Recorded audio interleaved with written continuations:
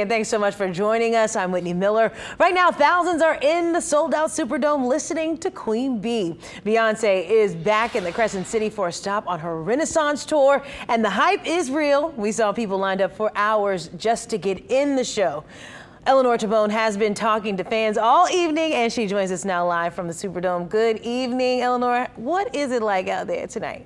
Because I'm...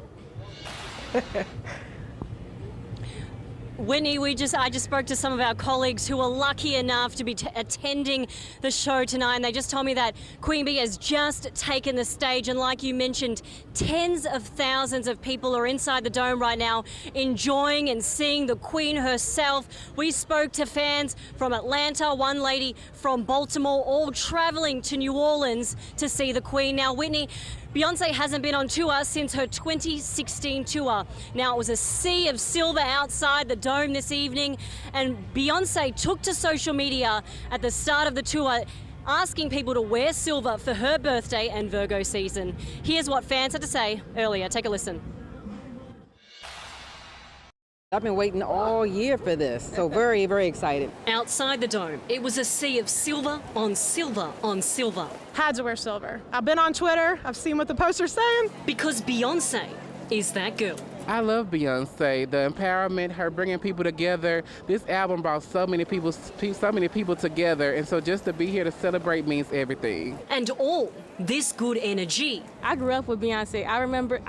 I very first remember when Beyonce announced that she was having Blue Ivy. I remember when Lemonade was the first album that I understood what music was, and that was the first album I listened to, so that was like, wow, this is music. Queen Bee, a source of empowerment for her fans. She lets us know that we're seen as black women and we're empowered to do better every day. I could listen to Beyonce and I know she would, like, some of her songs would literally like speak to me, and I would literally cry, laugh, have fun, like anything with Beyonce's music. A stampede when the queens come through. Very, very excited. I've been sleeping it. I've been waking up playing her music, listening to her music. And while the gates at the Dome opened more than 45 minutes late, you won't break a Beyonce fan's soul. Renaissance represents black people, queer people, and all the trials and tribulations we go through.